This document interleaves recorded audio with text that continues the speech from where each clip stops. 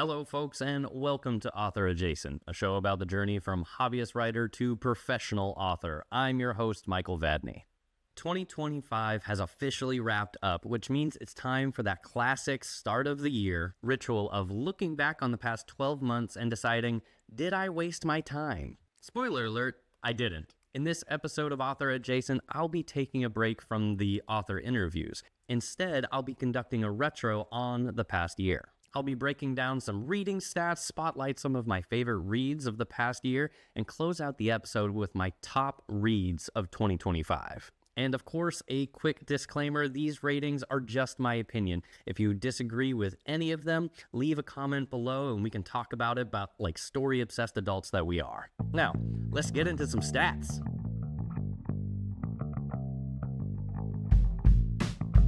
My reading goal for 2025 was simple: read more books than I did last year.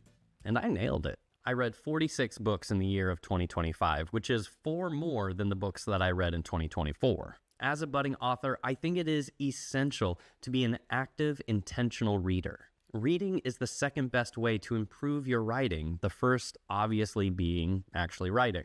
I've said it before, but I think it's worth repeating. Analyzing other people's work shows us what makes a story succeed, what makes a story stumble, and most importantly, why. Personal taste does play a role, of course, but you can learn a lot by paying attention to how others construct their narratives. With that in mind, let's dig into the stats of my 2025 reading year. Now, these numbers do not include 3 books that I didn't finish. In each case, the story just wasn't for me, though plenty of readers seem to love them, and I'm genuinely glad that they do. As I've said, this whole episode is simply my opinion. Overall, it's been a pretty solid reading year. I didn't rack up as many 5 out of 5s as I did the previous year, but my average rating jumped from 3.68 to 4.5. So, good job, author community. Y'all were killing it this year. One interesting change this year is how I rate books. I stuck with the 5-star rating because that's what Goodreads uses, and for better or worse, that is still the best place to post reviews if you want to support an author. But let's be honest, there is a big difference between a weak 4 out of 5 and a strong 4 out of 5. About 3/4 into the year, I adopted a variation of the Two to Ramble system. I won't break down the whole method here, as they have plenty of excellent content over on their channel talking about it, and I highly encourage you to check it out. But I'll say that it helped me quantify my reactions to books with a lot more precision. Before we get into my top reads for the year, I want to give a little bit of love to some honorable mentions. These are books that I would rate at least 4 out of 5. They are all exceptional and absolutely worth recommending to most people. And I'll just clarify, these are books that I read in 2025, not necessarily books that came out in 2025. On the Saturn moon of Titan, Sergeant Arabella Smith, Republican Guard soldier turned revolutionary, is at a crossroad. Face to face with the shadows of her past and the promises of her future, she must embrace her new identity or shatter it to reclaim her birthright. Arabella was the daughter of 2 worlds and a resident of none. Her father came from the ruling elite, and her mother, the marginalized Armenic people. Arabella's privileged upbringing guarded her from prejudice until her father's murder sent her to the working-class districts. There, she must take on a new name and avoid the bounty hunters who seek her family. Only by confronting her past can she reimagine the future.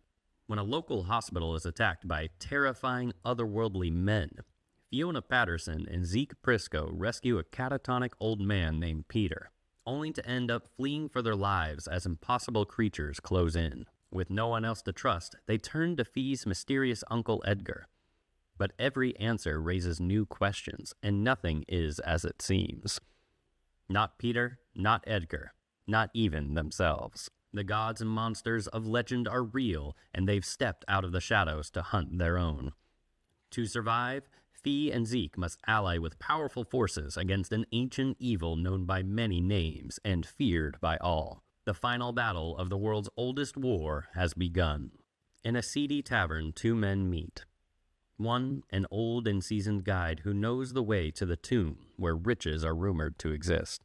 A place somewhere on the fabled mountain called the Horn of Torgiv, in a region notorious for evil things and dark deeds. The other is a mysterious young man named Halcedric, who seeks something other than wealth.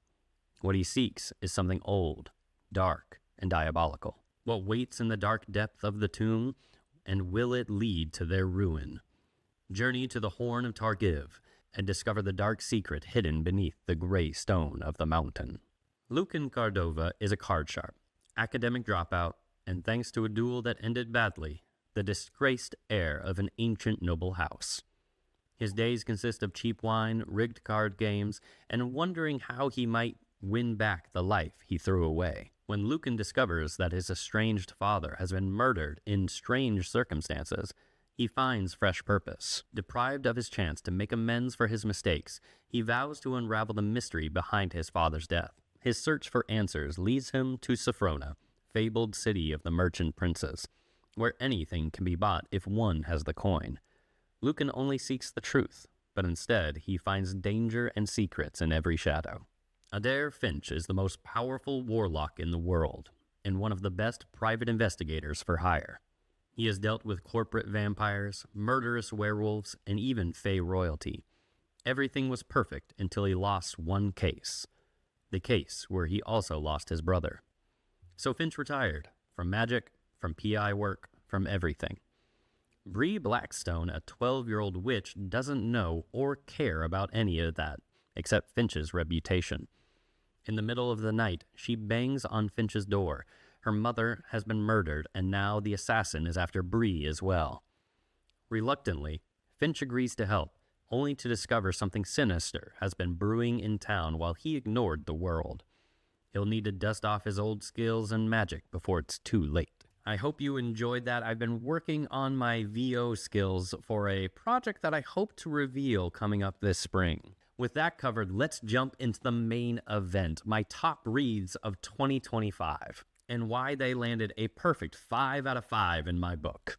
Blood Over Brighthaven is a dark fantasy about a brilliant young mage who earns a coveted position in an elite magical institution, only to uncover that the power is built on exploitation, prejudice, and systemic violence. As she digs deeper into the foundations of magic itself, she's forced to confront the moral cost of progress and decide how much she is willing to sacrifice to change that corrupt world. This novel is, without exaggeration, the only novel to ever bring me to tears. And if you've heard my full review episode of this book, you already know how hard I fell for it. This book is a masterpiece of brutal beauty and meticulous craft. From the very first scene, Wong pulls you into the prose that are sharp, vivid, and impossibly immersive. The world building is immediate and rich. The characters unforgettable from the moment they step onto the page. Every detail feels intentional, every choice rooted in who these people are and what they want. What elevates this novel even further is how seamlessly it tackles the themes of misogyny and racial oppression. These aren't afterthoughts, they're foundational to the narrative, explored with nuance, honesty, and emotional weight. The writing manages to be both elegant and devastating, never overwrought but always impactful. And the magic system, my God, it's one of the most original I have ever read. It's precise, logical, and almost scientific, yet still filled with wonder. It alone would have earned the book high praise, but Wong layers it into the story with absolute mastery. Then there's the twist. It's one of those revelations that floors you, not because it just comes out of nowhere, but because when it hits, it makes perfect sense in retrospect. I couldn't believe that I didn't see it sooner, and it was breathtaking. And the ending, oof, that's where I cried. It ties the whole narrative together in a way that's profound and devastating, but deeply earned. Blood Over Brighthaven isn't just a read, it's an experience, and it deserves every bit of a 5 out of 5. And now for something completely different.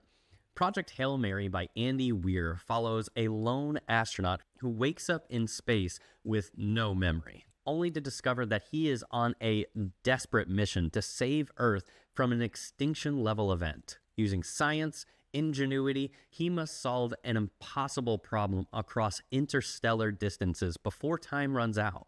First things first, do not watch the trailer. I know the movie is coming out, and I know people are going to watch the trailer going, oh, what's this? I should see if I want to watch this movie. Don't do it. It's packed with major spoilers. Project Hail Mary is absolutely best experienced going in blind. I also encourage you to read the book before going to see the movie, but that's my author elitism showing.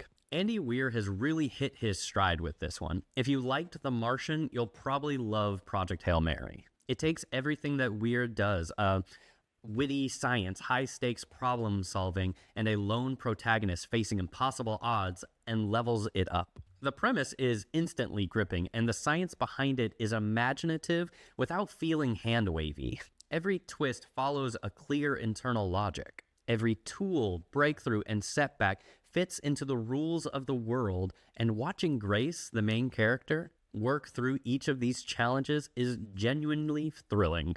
The humor, peak dad joke energy in the best of ways. It keeps even the tensest moments buoyant without undercutting the stakes. Weir's prose isn't flashy, but it shouldn't be. Its straightforward, conversational tone makes the dense science approachable and keeps the story flying, and fly it does. I kept sneaking in pages whenever I could, constantly wondering what is going to happen next. Going in blind made the experience even better. I never knew where the story was heading, and every left turn made perfect sense once it landed. And then the final act hits with an emotional weight I genuinely didn't see coming. It elevates the book from fun space adventure to something far more heartfelt. In short, Project Hail Mary is so damn fun, smart, and surprisingly emotional, and is an absolute blast from start to finish. Folks, before we wrap up today's episode, I want to take a moment to thank all of the authors that joined me on Author Adjacent this year. Every conversation was an absolute joy, and I learned so much from each one of them. Truly, thank you. This show wouldn't be what it is today without your time, your insight, your generosity. I look forward to chatting with you all again soon. All right, folks, that is going to be it for this episode of Author Adjacent. Thanks again for hanging out with me today as I rambled about my 2025 reads. What was your favorite read from 2025? Let me know in the comments below. I might add to my TBR. And do me a favor of liking this video and subscribing to the channel if you like this kind of content.